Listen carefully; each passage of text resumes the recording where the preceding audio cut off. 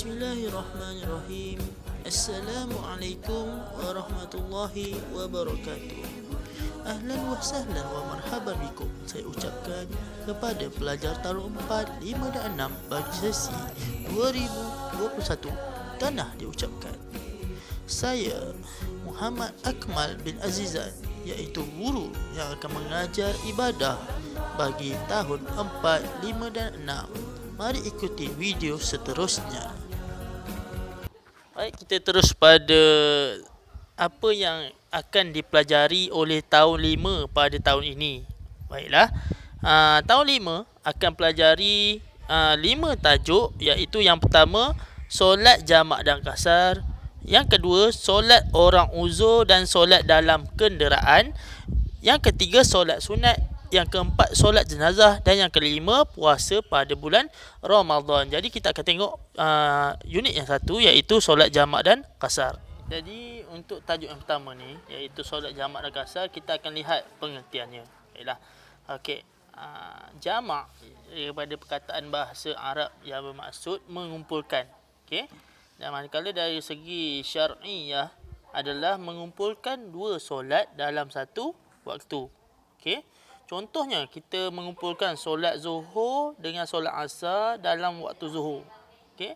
Ataupun solat zuhur dan asar dalam waktu asar. Okey, jadi apa kepentingan solat jamak dan kasar ni? Okey, sebenarnya solat jamak dan kasar ni ialah tujuannya untuk memudahkan untuk umat Islam, untuk kita lah. Bila kita menghadapi satu perjalanan yang jauh. Sebagai contoh, balik kampung ada yang perjalanan 6 jam, ada yang 4 jam. Dan andai kata kita terkandas dalam kesesakan lalu lintas, sebagai contohlah, maka kita boleh menunaikan solat jamak dan kasar. Maksudnya kita himpunkan dua waktu dalam satu waktu sahaja.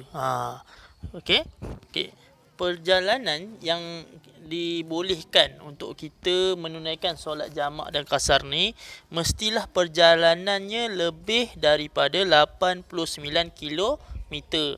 Sebagai contoh, daripada Ipoh sampai ke Bukit Merah, lebih kurang lah, atas sikit. Maksudnya lebih daripada tu kita dah boleh buat solat jamak dan kasar. Tapi kalau kampung ni takat dekat Tambun, kat Cemor, tak payahlah, solat je macam biasa.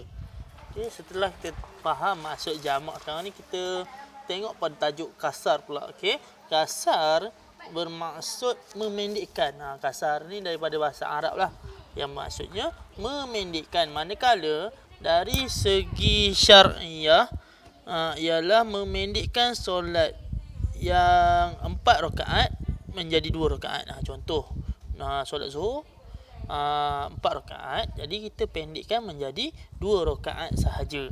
Baiklah, seterusnya pengertian solat jamak dan kasar. Boleh kita gabungkan terus jamak dan kasar. Maksud kat sini, jamak kita mengumpulkan dua solat, contoh zuhur dan asar.